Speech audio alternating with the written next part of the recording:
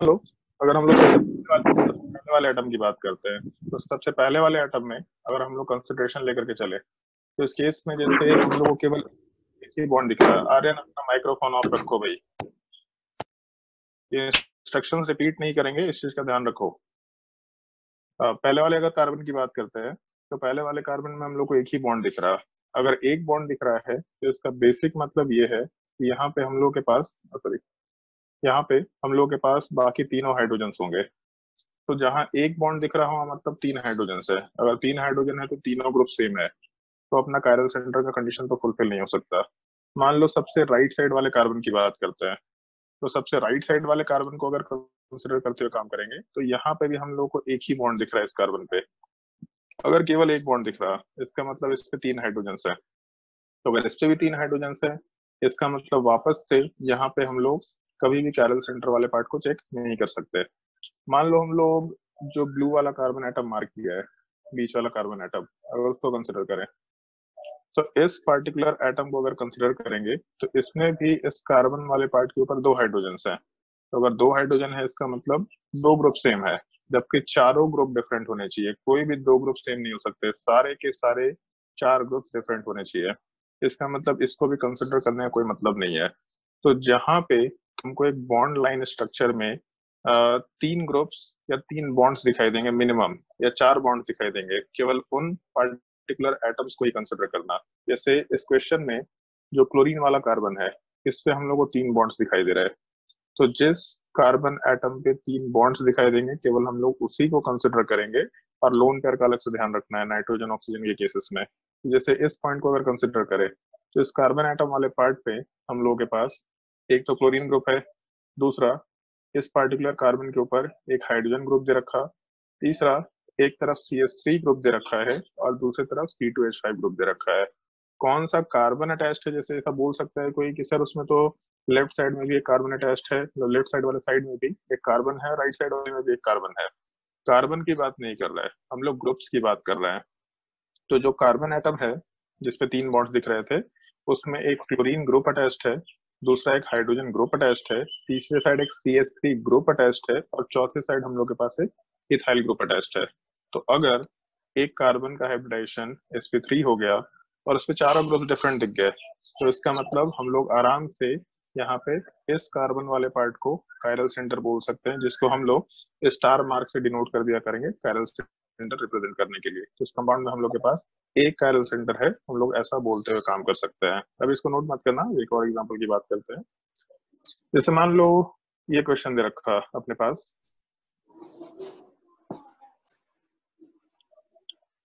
मान लो ये कंपाउंड दे रखा, तो कभी भी बॉन्ड लाइन स्ट्रक्चर देगा, तो बॉन्ड लाइन स्ट्रक्चर वाले पार्ट में हमेशा हम लोग केवल उन एटम्स को देखेंगे जहां पे तीन बॉन्ड दिख रहा है या चार बॉन्ड दिख रहा है। एक और दो वाले को नहीं देखेंगे क्योंकि उधर हाइड्रोजन दिखेंगे अपने को, ठीक है। तो जैसे अगर हम लोग मान लो कि बॉन्ड्स को कंसिडर करना शुरू करें, तो जिस कार्बन पे पहला क्लोरीन है, अगर उसको मार्क करके चले, तो इस कार्बन के ऊपर हम लोग के पास अलग से स्ट्रक्चर बना रहे हैं। पहले वाले क्लोरीन वाले कार्बन के ऊपर हम लोग के पास एक तो क्लोरीन ग्रुप दे रखा, ठीक है। क्लोरीन वाले पार्ट के अलावा हम लोग के पास एक CH3 ग्रुप दे रखा है लेफ्ट साइड में। उसके अलावा इसी कार्बन के ऊपर एक हाइड्रोजन ग्रुप भी प्रेजेंट होना चाहिए, और राइट साइड में भी अपने पास तीन कार्बन का एक ग्रुप दे रखा है। तो बेसिकली इस कार्बन वाले पार्ट पे हम लोग के ऊपर चार अलग अलग ग्रुप्स दे रखे हैं। हाइब्रिडाइजेशन sp3 था ही, और चार अलग अलग ग्रुप्स दे रखे। इसका मतलब हम लोग आराम से इस कार्बन को एक कायरल सेंटर बोल सकते हैं। अगर मान लो दूसरे वाले क्लोरीन वाले पार्ट पे जाते हैं, तो दूसरे क्लोरीन वाले पार्ट को भी अगर हम लोग कंसिडर करके चलेंगे, तो उसमें भी सेम चीज, इस पर्टिकुलर एटम के ऊपर, सोनाली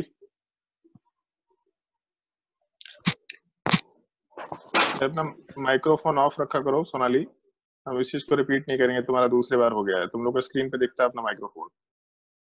चलो ध्यान दो।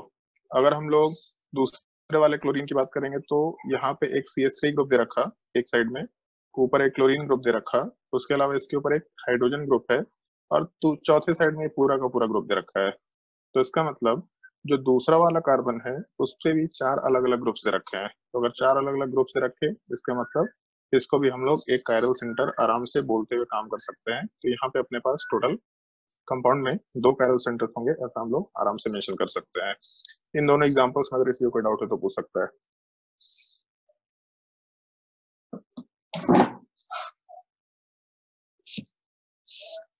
और अगर डाउट नहीं है तो नोट करते जाओ एग्जांपल्स। तो उसका एक्सप्लेनेशन को देख लेना, अगर तुमको लगता है कि एक्सप्लेनेशन नोट करने लायक है तभी नोट करो, और अदरवाइज ये पीडीएफ के फॉर्मेट में हम लोग भेज दिया करेंगे, तो कोई दिक्कत नहीं है।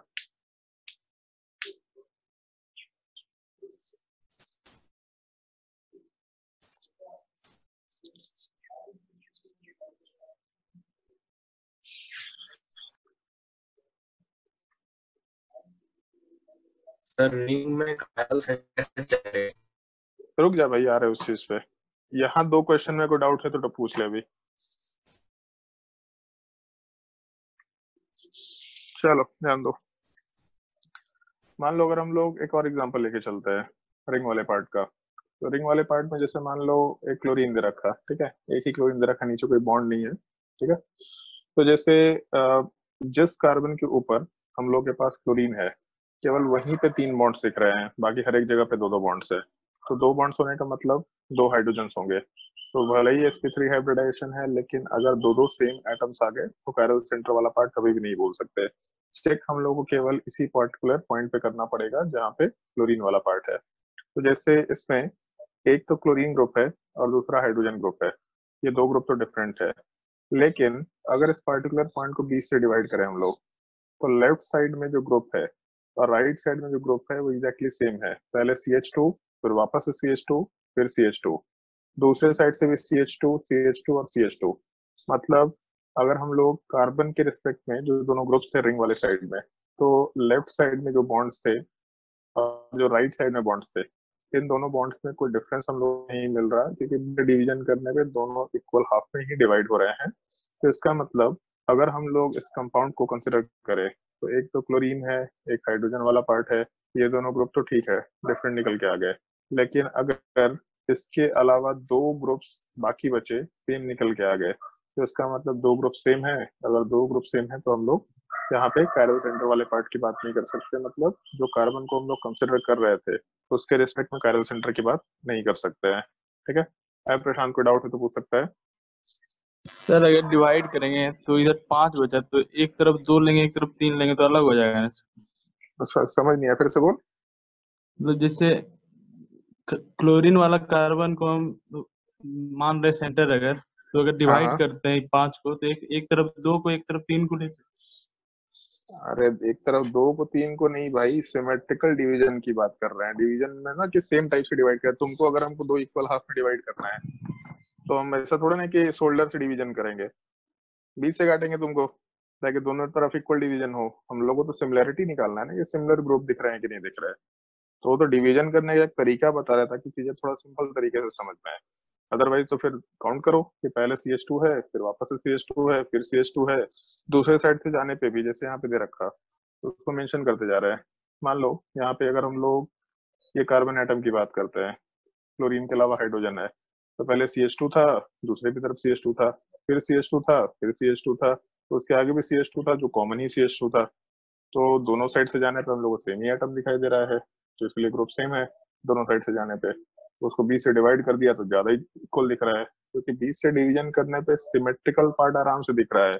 और तूने ज्योमेट्रिकल आइसोमेरिज्म की क्लास छोड़ी है, इसलिए तुमको डिवीजन में 2 कार्बन एक तरफ और 3 कार्बन एक तरफ करने का फंडा समझ में आ रहा है, क्योंकि ज्योमेट्रिकल आइसोमेरिज्म में इस तरह का डिवीजन हम लोग डिस्कस कर चुके हैं, ठीक है। तो इसीलिए जैसे मान लो किसी कंपाउंड को हम लोग इस ओरिएंटेशन में भी रख सकते थे, यहाँ पे क्लोरीन है, तो अगर यहाँ क्लोरीन होता तो यहाँ से डिवीजन कर लेते। तो ये एटम और ये एटम सिमेट्रिकली 2 इक्वल पार्ट्स में डिवीजन में चले जा रहे हैं। तो इसका मतलब यह है कि हाँ भाई, ऊपर का ग्रुप और नीचे का ग्रुप एग्जैक्टली सेम है। तो इस कार्बन सेंटर पे जिसपे क्लोरीन है, उस पे ऊपर का ग्रुप नीचे का ग्रुप सेम है, मतलब 2 ग्रुप सेम है। अगर दोनों ग्रुप सेम है तो हम लोग भले ही दोनों ग्रुप आगे जाके आपस में अटैच हो रहे हैं, लेकिन 2 अलग अलग बॉन्ड्स के थ्रू गए हैं, तो इसको हम लोग 2 अलग अलग ग्रुप्स की तरफ कंसिडर करेंगे। और देखने में बस ये कंपेयर करना है कि वो दोनों ग्रुप सेम है कि डिफरेंट है। अगर सेम दिख रहा है एग्जैक्टली तो सेम ग्रुप है, अगर दोनों में वेरिएशंस हैं तब हम लोग डिफरेंट कंपाउंड्स की बात कर सकते हैं। जैसे एक और एग्जांपल अभी मेंशन करते हैं तो वो चीज क्लियर होगा आराम से। मान लो अगर ये कंपाउंड दे रखा है अपने पास,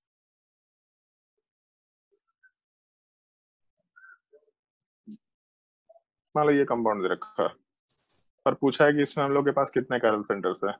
तो जिससे अगर मान लो इस कंपाउंड को अगर हम लोग कंपेयर करेंगे क्वेश्चन सॉल्व करने के लिए, तो सबसे पहले तो केवल उन दोनों पॉइंट्स को कंसिडर करना है जिन दोनों पॉइंट्स पे हम लोग को 3 बॉन्ड्स या 4 बॉन्ड्स दिखाई दे रहे हैं। ठीक है, केवल इन्हीं दोनों पॉइंट्स को कंसिडर करना है सबसे पहले।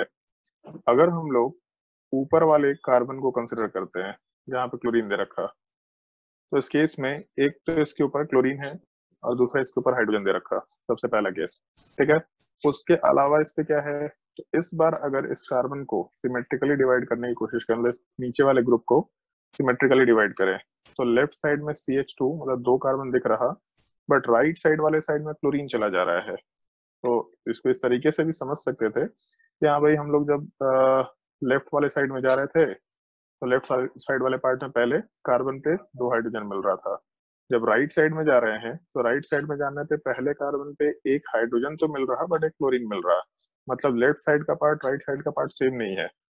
लेकिन जैसे डिवीजन बार बार तुमको करके नहीं देखना है, तुमको बस डिवीजन इमेजिन करते हुए काम करना है। यहाँ भी अगर मान लो कि यहाँ 20 से डिवाइड करते हैं इसको, तो 2 इक्वल हाफ में हम लोग को चीजें नहीं मिल रही। और सिमिलर टाइप से अगर हम लोग दूसरे क्लोरीन वाले पार्ट को अगर कंसिडर करते हैं तो हम लोग को डिवीजन सिमेट्रिकल करना चाहिए होता, इस टाइप से कर सकते थे। तो इस बार ऊपर वाले साइड में क्लोरीन मिल रहा है जबकि नीचे वाले साइड में क्लोरीन नहीं मिल रहा। इसका मतलब ऊपर साइड का ग्रुप और नीचे साइड का ग्रुप दोनों अलग है।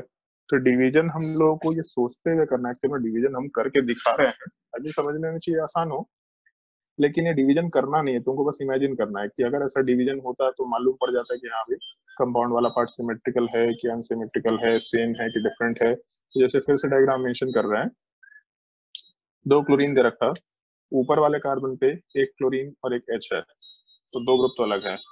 उसके अलावा राइट साइड वाले साइड में हम लोग के कार्बन पे क्लोरीन है, लेफ्ट वाले साइड में भी कार्बन तो है लेकिन उस पर क्लोरीन नहीं है। इसका मतलब ऊपर वाले कार्बन पे राइट साइड का जो ग्रुप और दूसरे साइड का जो लेफ्ट साइड का ग्रुप है, ये दोनों डिफरेंट हो गए। तो अगर ये दोनों डिफरेंट हो गए, इसका मतलब हम लोग पहले वाले ऊपर वाले कार्बन को एक कायरल सेंटर के जैसा आराम से मेंशन कर सकते हैं।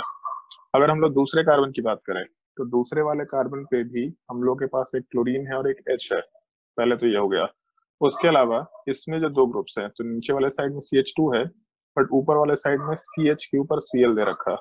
तो पहले ही एटम से वेरिएशन दिख रहा है, 20 से डिवीजन करके भी रिलेट कर सकते थे कि ऊपर वाले साइड में क्लोरीन चला गया जबकि नीचे वाले साइड में नहीं जा रहा। मतलब 2 डिफरेंट टाइप के ग्रुप्स हैं ऊपर साइड में और नीचे साइड में। तो क्लोरीन और H तो डिफरेंट था, उसके अलावा ऊपर साइड का बॉन्ड और नीचे साइड का बॉन्ड ये दोनों भी डिफरेंट था। तो अगर 2 अलग अलग ग्रुप नीचे भी रह गए और ऊपर से पहले से तो था ही, इसका मतलब चारों ग्रुप डिफरेंट है। Cl अलग था, H अलग था, नीचे का जो ग्रुप है कार्बन वाला और ऊपर का जो कार्बन वाला ग्रुप है, वो दोनों ग्रुप्स अलग अलग पार्ट के जैसा बिहेव कर रहे हैं। इसका मतलब सेकंड वाले कार्बन को भी हम लोग आराम से कैरल सेंटर्स के लिए कंसिडर कर सकते हैं। उसके बाद किसी कार्बन को नहीं ले सकते क्योंकि बाकी हर एक कार्बन पे केवल 2 ही बॉन्ड्स हैं, मतलब 2 हाइड्रोजन तो होंगे। इसका मतलब वहां पे कैरल सेंटर की पॉसिबिलिटी नहीं है। तो इस केस में हम लोग के पास 2 कैरल सेंटर होगा, हम लोग ऐसा मेंशन करते हुए काम कर सकते हैं। हाँ भाई मोहन, डाउट क्लियर हो गया तुम्हारा रिंग वाला? चलो ठीक, नोट कर लो दोनों एग्जांपल्स और इसके बाद के क्वेश्चंस तुमको खुद से ट्राई करते जाने हैं।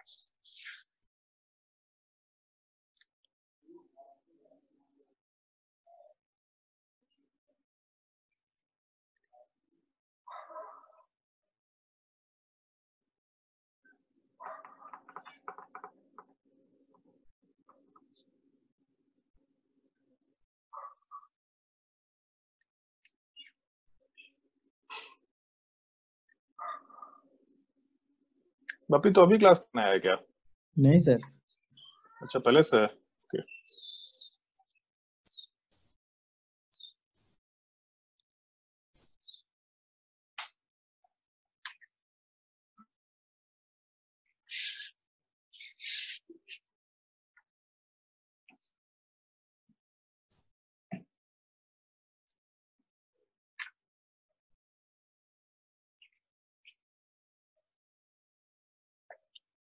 चलो भाई क्वेश्चन नोट करते जाओ।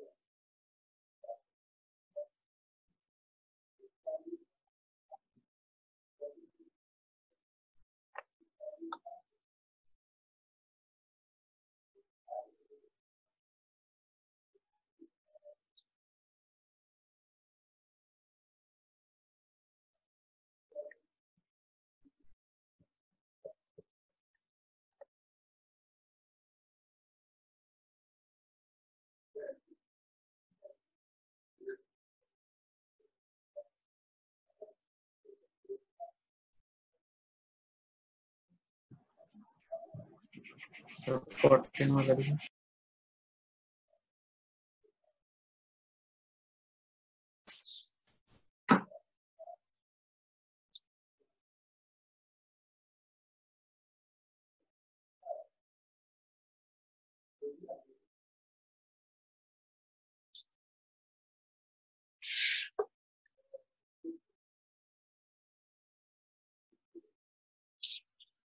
सर 18।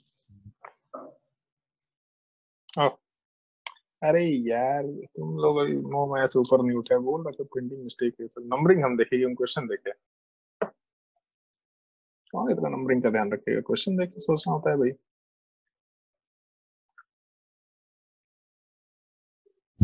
सर एक बार ऊपर कर दीजिए। एक बार ऊपर कर दे, लो कर दिए।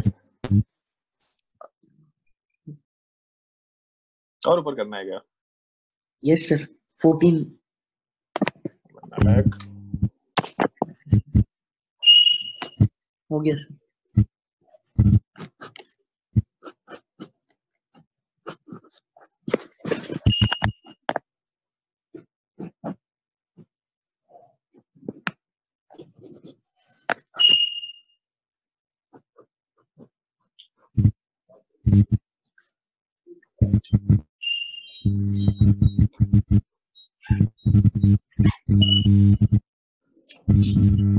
हे वैभव, माइक्रोफोन ऑफ कर।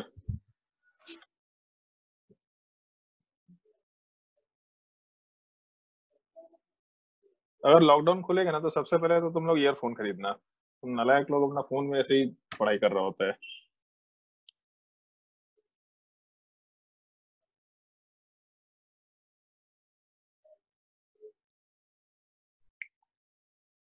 चलो 20 क्वेश्चन ट्राई करो, उसके बाद फिर 21वें क्वेश्चन पे आते हैं।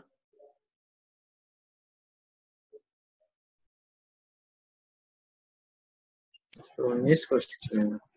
अरे ठीक है रे। कौन बोला? मोहन बोला था ना? नहीं सर हम नहीं बोले। झूठ बोलेगा?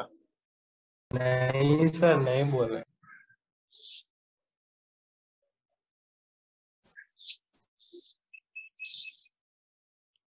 ट्राई करो सारे क्वेश्चन। फिर डिस्कशन करते हैं।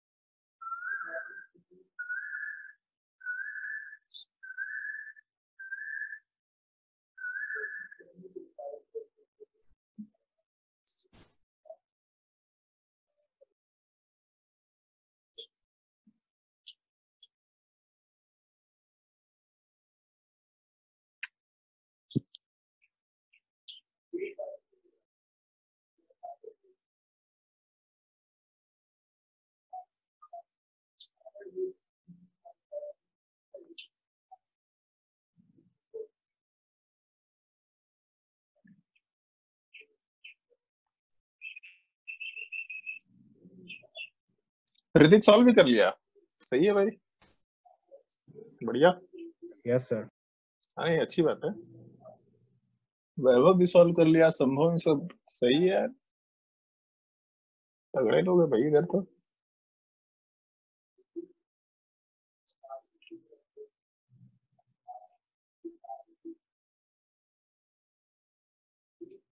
तो ज्यादा ही फास्ट नहीं सॉल्व कर रहे हैं हम, तो सोचे थे कि आराम से आराम करेंगे क्लास क्वेश्चन दे करके।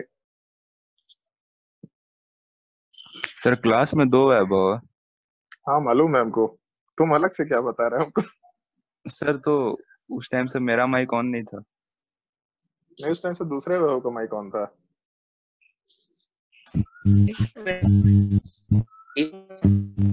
हाँ ये दूसरा वाला वैभव, रांची वाला।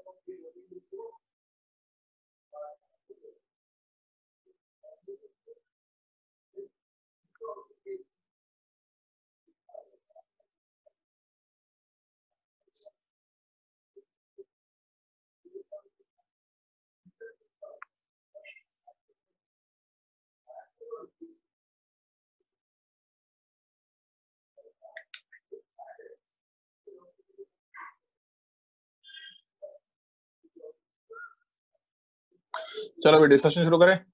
सब लोग बना चुका, कुछ लोगों का बाकी है, तो डिस्कशन शुरू करते हैं, बाकी लोग अपना देखते जाना।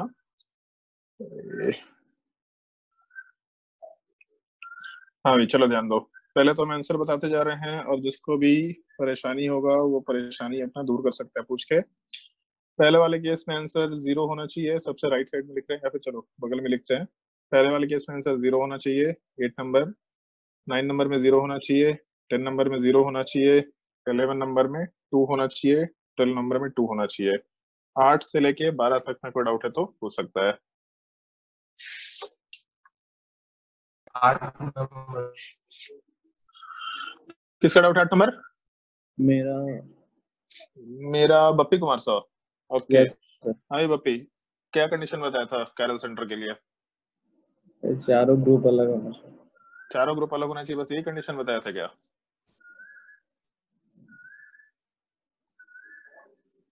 जल्दी बोल।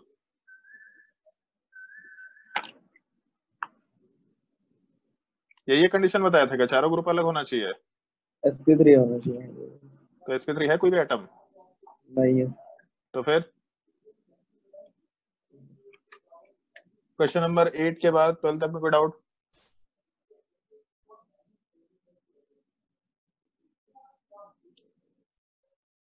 चलो भाई 12 के बाद आगे बढ़ते हैं। क्वेश्चन नंबर 12 के बाद 13 में 0 होना चाहिए, 14 में 2 होना चाहिए, 15 में 2 होना चाहिए, 16 में 0 होना चाहिए।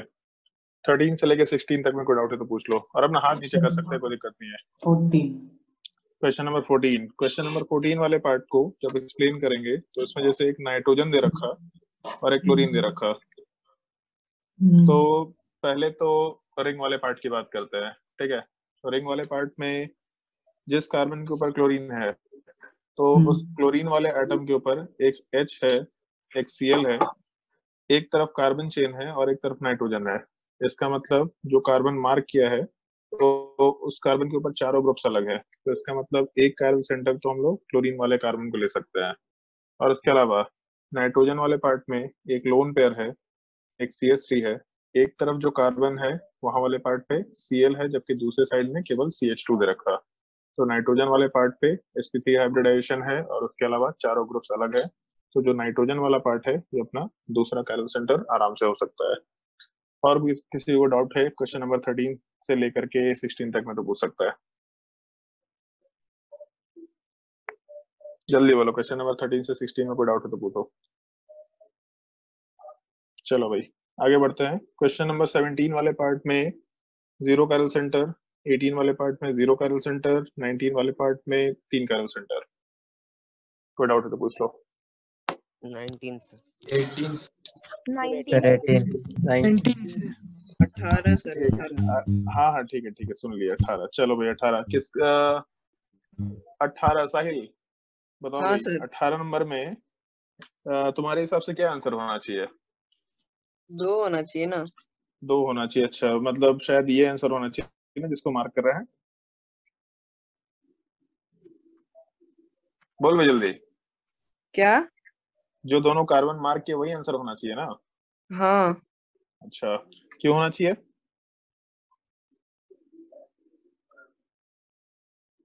सर इधर तो अच्छा नहीं ठीक है, दोनों तरफ सेम ही तो आएगा फिर। अच्छा अपने आप ठीक हो गया सब कुछ।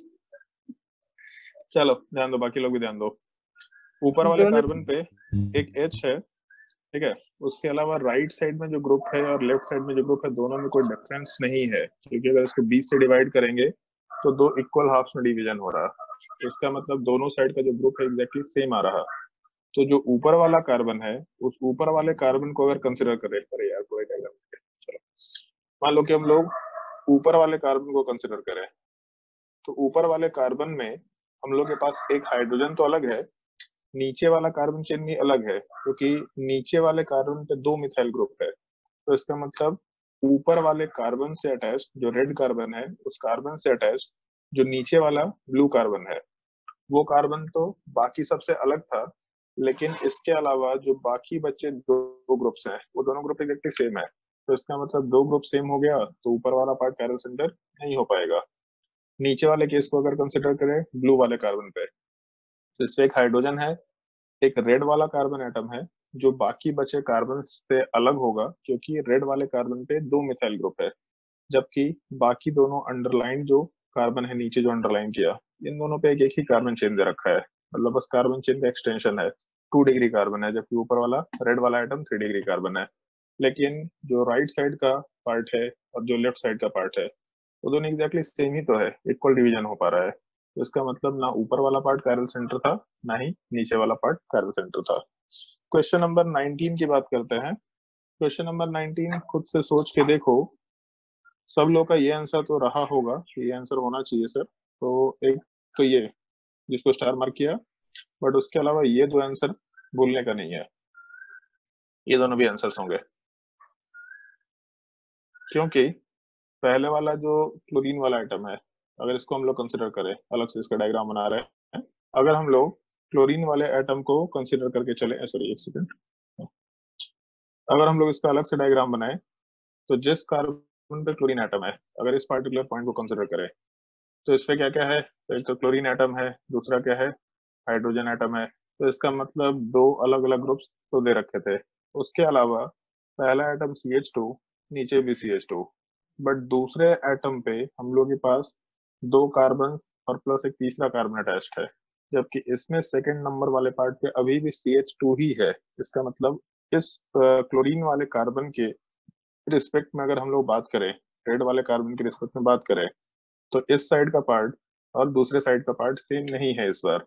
अगर सेम नहीं है, इसका मतलब दो अलग अलग ग्रुप्स हैं, तो एक कायरल सेंटर तो क्लोरीन वाला कार्बन एटम हो गया। अगर हम लोग ऊपर वाले कार्बन की बात करें, फिर से इसका डायग्राम एक और बना रहे हैं। अगर हम लोग ऊपर वाले कार्बन एटम की बात करें, तो ऊपर वाले कार्बन एटम पे एक हाइड्रोजन है, ठीक है। इसके अलावा नीचे एक कार्बन चेन दे रखा जिसपे दो मिथाइल ग्रुप है, और उसके अलावा ऊपर दो कार्बन चेन दे रखे हैं जिसपे H2H2 ग्रुप दे रखा होगा। बट इस बार राइट साइड में जाने पे क्लोरीन मिल रहा, जबकि लेफ्ट साइड में नहीं मिल रहा है। मतलब अब ऊपर वाले कार्बन पे जो दोनों ग्रुप्स को हाईलाइट कर रखे हैं लाइन से, वो दोनों ग्रुप सेम नहीं है। तो हाइड्रोजन अलग ग्रुप, राइट साइड में एक अलग ग्रुप, लेफ्ट साइड में एक अलग ग्रुप, और नीचे के साइड में एक और अलग ग्रुप। तो ऊपर चार ग्रुप्स अलग अलग दे रखे हैं। इसका मतलब आराम से ऊपर वाले कार्बन को कायरल सेंटर बोल सकते हैं। तो अगर नीचे वाले कार्बन को एक्सप्लेन करना शुरू करें हम लोग, तो नीचे वाले कार्बन के रिस्पेक्ट में भी बात करने पे, एक तो H है, अलग ग्रुप। ऊपर वाला कार्बन बाकी दोनों से अलग था, वो भी अलग ग्रुप। इसके अलावा लेफ्ट साइड में जाने पे CH2 CH2 CH2 इस टाइप से दे रखा, बट राइट साइड में जाने पे CH2 CH2 और CHCl दे रखा है। इसका मतलब राइट साइड का ग्रुप और लेफ्ट साइड का ग्रुप सेम नहीं है। अगर सेम नहीं है, इसका मतलब नीचे वाले पार्ट में भी चार अलग अलग ग्रुप्स पे कायरल सेंटर आराम से बोला जा सकता है। बताओ अभी 17, 18, 19 में कोई और डाउट तो? और अगर डाउट नहीं है तो एक सवाल स्क्रीन पे वापस से और दे रहे हैं, इस क्वेश्चन को ट्राई करके देखो। इस तरह के फॉर्मेट का क्वेश्चन हम हमेशा ही देते रहते हैं।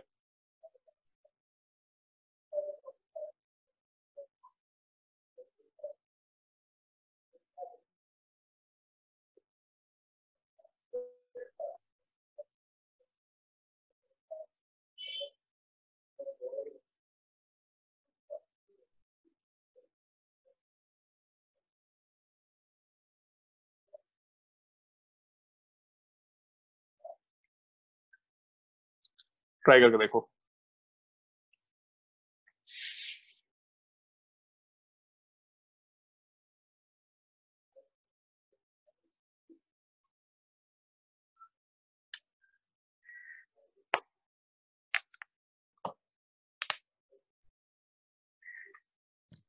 सर वहाँ पे डबल बॉन्ड है क्या?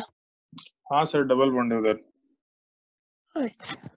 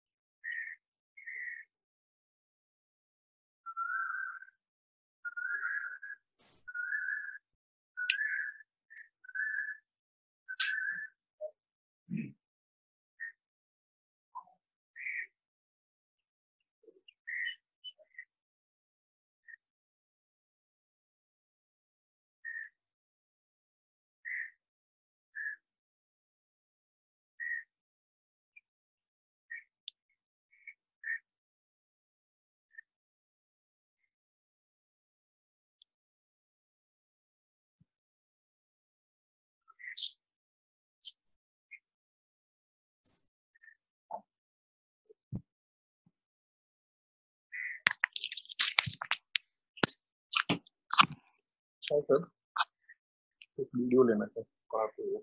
साफ सफाई कर दीजिए और एक वीडियो ले लीजिए।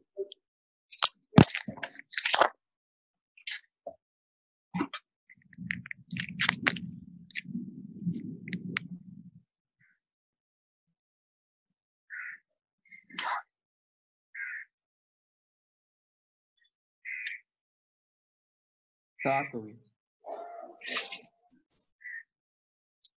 देखते हैं आते हैं आंसर पे। 8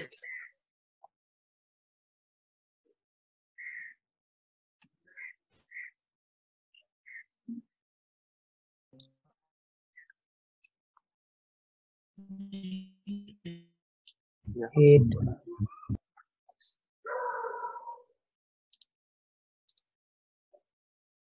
कमेंट भी मार रहा है कोई, सही है भाई। 7 अरे हाँ ठीक है आंसर डिस्कस कर लेंगे, एक ही सवाल है, टेंशन मत ले।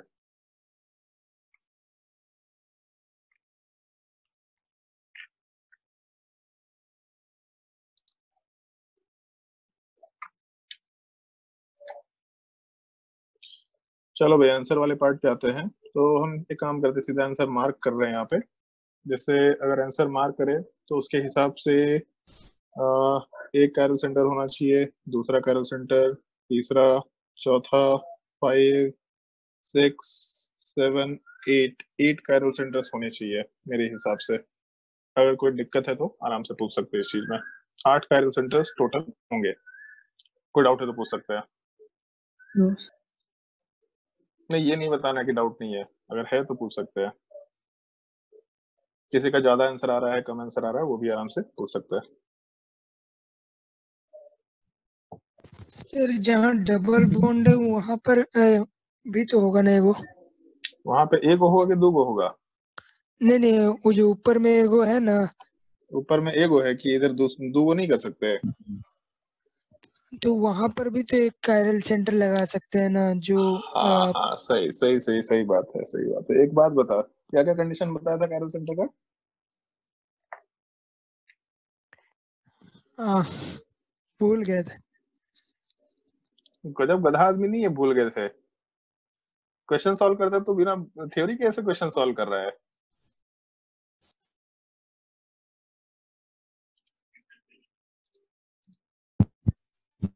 वो 7th होता है ना कायल सेंटर, वो क्या कौन सा बोल रहे हैं?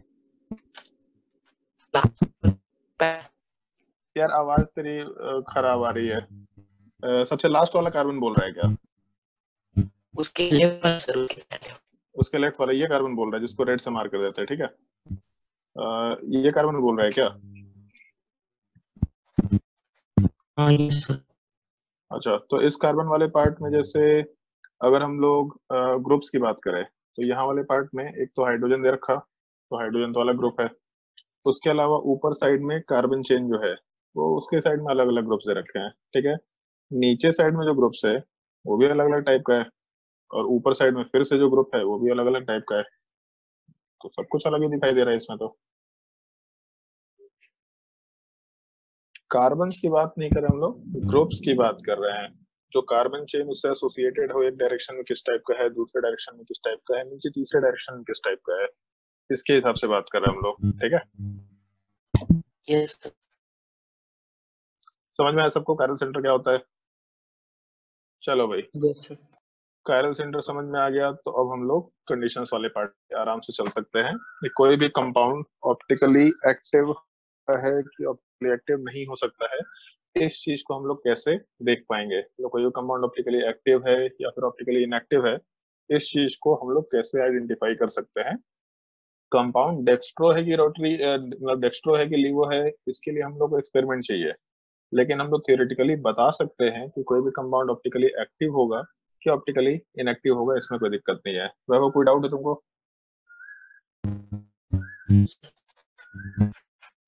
हाथ खड़ा कर रखा है तो इसलिए पूछ रहे हैं, हाथ डाउन करके रखा करो। हाँ चलो ध्यान दो, हेडिंग डाल दो, कंडीशन फॉर ऑप्टिकल एक्टिविटी।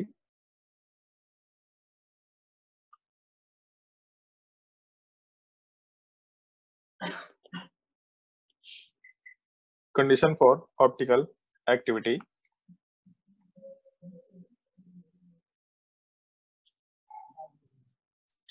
और एक्चुअल में बड़ा ही सिंपल सा टॉपिक है, मतलब ऑप्टिकल एक्टिविटी वाला जो कंडीशन है काफी सिंपल सा टॉपिक है। इसमें बस हम लोगों को दो चीजें चेक करनी होती है नॉर्मली। हम लोग यहाँ पे एक तो प्लेन ऑफ सिमेट्री एक टर्म यूज करते हैं, दूसरा centre of symmetry term use करते हैं। तो जैसे ये मौसम फिर से खराब हो रहा है बोकारो में, हो सकता है नेट गायब हो जाए, तो तुम लोगों को तो मजा ही आ जाएगा फिर तो। हाँ चलो, कंडीशन फॉर ऑप्टिकल एक्टिविटी की अगर बात करें तो हम लोग के पास दो कंडीशंस होते हैं ऑप्टिकल एक्टिविटी वाले पार्ट में। पहला, प्लेन ऑफ सिमेट्री नहीं होना चाहिए, दूसरा सेंटर ऑफ सिमेट्री भी नहीं होना चाहिए। तो पहले वाले केस में टर्म मेंशन कर रखा प्लेन ऑफ सिमेट्री। इसमें थोड़ा सा इमेजिनेशन चाहिए होगा, बट मेरे हिसाब से घर में सब लोग आईना देखता है तो इसलिए इतना इमेजिनेशन सबको आ जाना चाहिए। इन दोनों चीजों को डिस्कस करेंगे हम लोग। जो भी कंपाउंड ऑप्टिकली एक्टिव होगा उसमें प्लेन ऑफ सिमेट्री और सेंटर ऑफ सिमेट्री दोनों एब्सेंट होने चाहिए। अगर प्लेन ऑफ सिमेट्री या सेंटर ऑफ सिमेट्री दोनों में से कोई भी पार्ट अगर प्रेजेंट होता है, मतलब आइदर प्लेन ऑफ सिमेट्री हो या फिर सेंटर ऑफ सिमेट्री हो, दोनों में से कुछ भी प्रेजेंट हुआ तो कंपाउंड हमेशा ऑप्टिकली इनएक्टिव होगा। ये हम लोग आराम से बोलते हुए काम कर सकते हैं। एक और भी टर्म होता है नॉर्मली जिसको हम लोग यूज नहीं करेंगे frequently, alternate axis of symmetry. इसको थोड़ा समझाने का तरीका होता है कि हम लोग एक एक्सिस के अलॉन्ग रोटेशन कराए, फिर उसके परपेंडिकुलर एक्सिस के अलॉन्ग रोटेशन कराए। तो उस केस में अगर पहला स्ट्रक्चर लास्ट स्ट्रक्चर सेम आता है, इस टाइप की कुछ चीजें होती हैं जिसको हम लोग अभी डिस्कस नहीं करेंगे। हम लोग सबसे लास्ट टॉपिक में एक टर्म यूज करते हैं एक्सिस ऑफ सिमेट्री। उस एक्सिस ऑफ सिमेट्री के टाइम पे हम लोग ये अल्टरनेट एक्सिस ऑफ सिमेट्री भी यूज करेंगे।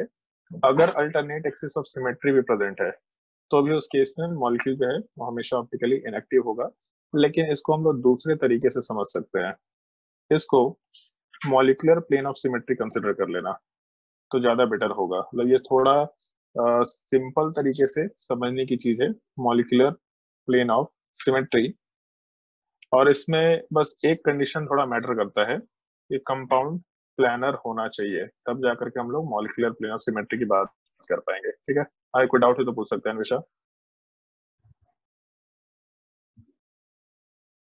चलो ठीक है, जैसे अगर मान लो कि हम लोग तीनों टर्म्स को एक्सप्लेन करना शुरू करें, मॉलिक्यूलर प्लेन ऑफ सिमेट्री क्या है, प्लेन ऑफ सिमेट्री क्या है, या फिर सेंटर ऑफ सिमेट्री क्या है, तो इस केस में एक्सप्लेन करते वक्त हम लोगों को थोड़ा बहुत डायग्राम के थ्रू और थोड़ा दो तीन ओरिएंटेशन में डायग्राम के थ्रू काम करना होगा। तो उन चीजों को जब हम एक्सप्लेन करेंगे तो थोड़ा ढंग से देखना, और हो सकता है तुमको बोले अपना कॉपी यूज करके देखो इस चीज को समझने के लिए। अगर कॉपी यूज करेंगे तो चीजें समझ में, मतलब कॉपी को एक ऑब्जेक्ट के जैसे यूज करते हुए काम कर सकते हैं ताकि चीजें ज्यादा अच्छे से विजुअलाइज हो पाए। बट फिर करना लास्टली हम लोग को क्वेश्चन थियोरेटिकली सॉल्व है। तो पहले हेडिंग डाल देना कंडीशन फॉर ऑप्टिकल एक्टिविटी, और उसमें एक पॉइंट नोट कर लो पहले, उसके बाद हम लोग इस चीजों पे आते हैं। पहला point, for a compound to be optically active,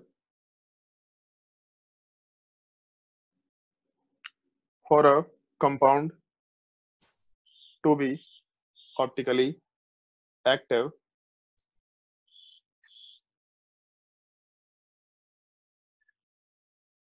it must not have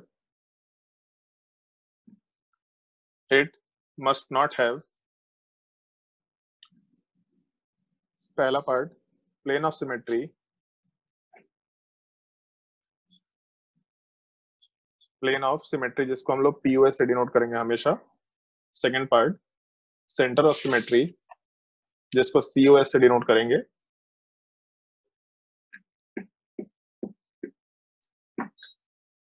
और तीसरा अल्टरनेट एक्सिस ऑफ सिमेट्री जिसको हम लोग एएओएस से डिनोट करेंगे, अल्टरनेट एक्सिस ऑफ सिमेट्री। जो नीचे वाले पार्ट में टर्म मेंशन कर दे रहे हैं, अल्टरनेट एक्सिस ऑफ सिमेट्री, ये भी हम लोग टर्म आराम से यूज कर सकते हैं, alternate axis of symmetry.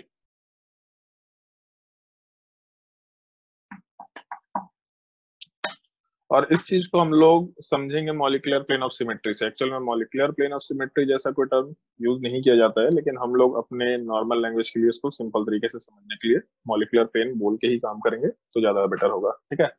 But जैसे एक नोट लिख करके एक पॉइंट मेंशन कर सकते हैं यहाँ पे, जैसे जो अभी हम लोग टर्म यूज किया कैरल सेंटर, तो अगर किसी कंपाउंड में केवल एक ही कैरल सेंटर है तो कंपाउंड हमेशा ऑप्टिकली एक्टिव होता है, क्योंकि अगर केवल एक कैरल सेंटर होता है तो उस कंपाउंड में ना ही प्लेन ऑफ सिमेट्री होता है, ना ही सेंटर ऑफ सिमेट्री होता है, ना ही अल्टरनेट एक्सिस ऑफ सिमेट्री होता है। अगर केवल एक कैरल सेंटर हुआ तो, अगर दो या दो से ज्यादा कैरल सेंटर्स हो गए तो कुछ भी हो सकता है। तब उस केस में हम लोग जो कंडीशन 1 और 2 है इस चीज को चेक करेंगे और मॉलिक्यूलर प्लेन ऑफ सिमेट्री वाला पार्ट चेक करने की कोशिश करते हैं। तो नोट लिख करके एक पॉइंट मेंशन कर लो अभी के लिए,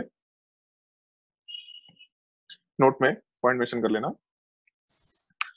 If only one chiral center is present in the given compound, केवल एक chiral center. If only one chiral center is present in the given compound, hello. If only one chiral center is present in the given compound, then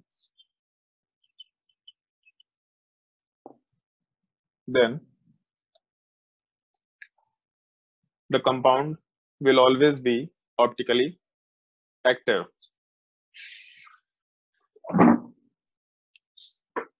Then the compound will always be optically active.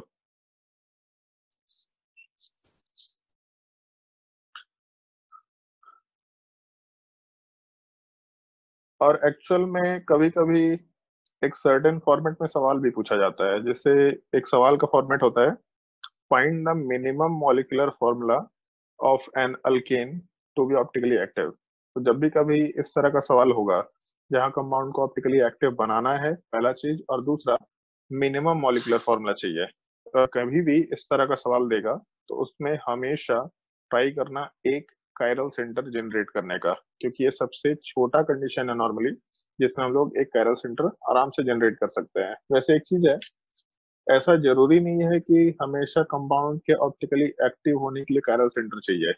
अगर एक chiral centre है तो always optically active होगा, but अगर chiral centre नहीं है या फिर कायरल सेंटर वाला पार्ट दो या दो से ज्यादा है तो दोनों केसेस में ऑप्टिकली एक्टिव कंपाउंड हो सकते हैं। इस एक चीज का ध्यान रखना। बहुत लोगों का डाउट होता है कि सर अगर कायरल सेंटर नहीं है तो कंपाउंड ऑलवेज ऑप्टिकली इनएक्टिव ही होगा क्या? ऐसा नहीं होता। अगर कायरल सेंटर एक है तो ऑलवेज ऑप्टिकली एक्टिव होगा और बाकी केसेस में कुछ भी हो सकता है। इस एक चीज का थोड़ा ध्यान रखते हुए काम करना। तो जैसे हम लोग उस क्वेश्चन के फॉर्मेट पे आते हैं, अगर कभी भी मिनिमम मॉलिक्यूलर फॉर्मूला निकालने बोलेगा किसी सवाल से एसोसिएटेड इन जनरल, तो हमेशा उस क्वेश्चन में हम लोग एक कायरल सेंटर बनाने की कोशिश करते हैं, वहां से क्वेश्चन आराम से सॉल्व किया जा सकता है। तो जैसे क्वेश्चन ट्राई करके देखो, फाइंड द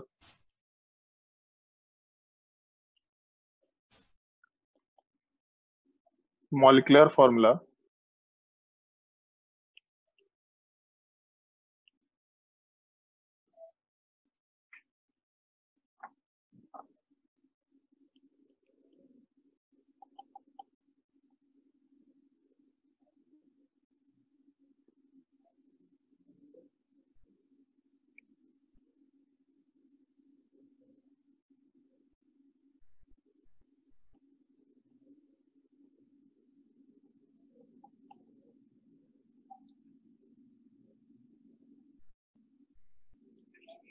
और इसके आगे हम लोग ऑप्टिकली एक्टिव को हमेशा ओ आई से डिनोट करेंगे, सॉरी ओ ए से डिनोट करेंगे, और ऑप्टिकली इनएक्टिव को ओ आई से डिनोट करेंगे। सब शॉर्टकट टर्म्स हम लोग यूज करेंगे तो बार बार ये चीजें रिपीट होंगी। Optically active, chiral centre, CC, plane polarised light, PPL, ये सब शॉर्ट ट्रिक्स ध्यान रखना, थोड़ा नोटेशन याद रखना।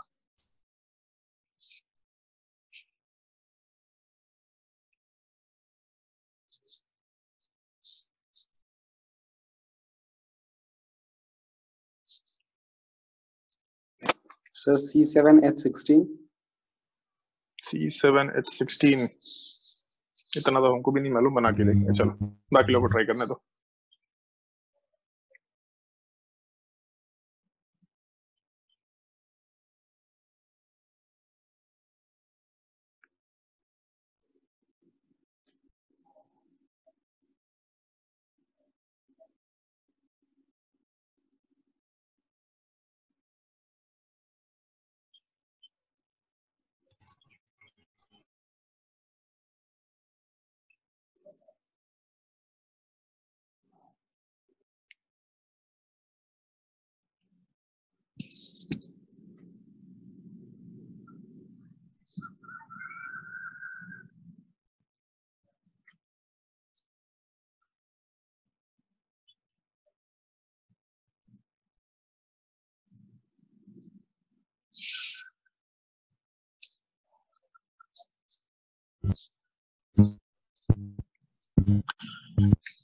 चलो भाई, जैसे बंद कर अपना माइक्रोफोन, पता नहीं बोलता क्या है, बैकग्राउंड से आवाज आता है। चलो ध्यान दो, जैसे अगर सवाल में मिनिमम मॉलिक्यूलर मास निकालना है, लोएस्ट मॉलिक्यूलर मास, तो हम लोग क्वेश्चन सॉल्व करते वक्त हमेशा इस तरह के सवाल में एक कायरल सेंटर करने की कोशिश करेंगे, स्पेशली अल्केन में। ऐसा जरूरी नहीं कि अल्कीन में भी सेम चीज हो, लेकिन अल्केन में हम लोग एक कायरल सेंटर जनरेट करने की कोशिश करेंगे। तो जैसे मान लो अगर एक कायरल सेंटर जनरेट करना है और अल्केन है, तो कार्बन और हाइड्रोजन के अलावा तो कुछ हो नहीं सकता, और मिनिमम मॉलिक्यूलर मास भी चाहिए।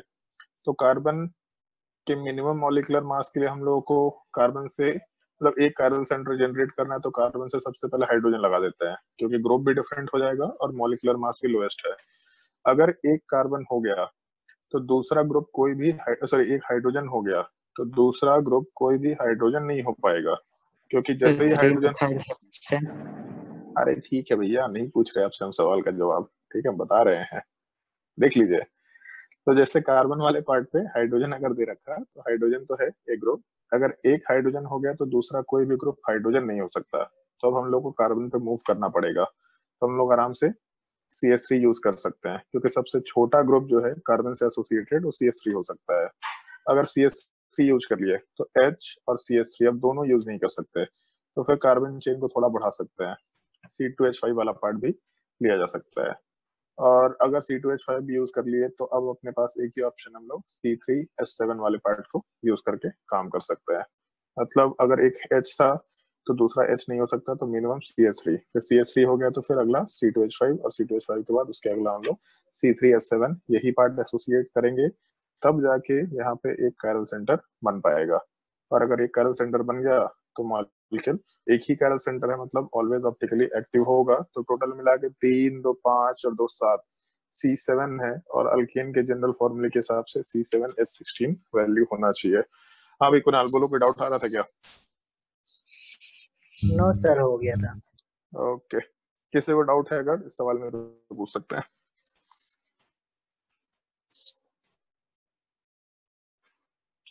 चलो भाई, डाउट नहीं है तो आगे बढ़ते हैं हम लोग। इसके बाद फिर हम लोग अब क्वेश्चंस वाले पार्ट पे आना शुरू करते हैं, जैसे प्लेन ऑफ सिमेट्री क्या होता है, सेंटर ऑफ सिमेट्री क्या होता है। पहले हम लोग इस चीज को थोड़ा बहुत डिफाइन करेंगे, जैसे क्वेश्चन में हम लोग बाद में आएंगे, लेकिन हम लोग पहले ही plane of symmetry, centre of symmetry दोनों को एक्सप्लेन कर लेंगे, ठीक है। क्वेश्चन हम लोग एक ही क्वेश्चन में प्लेन ऑफ, इसके बाद फिर हम लोग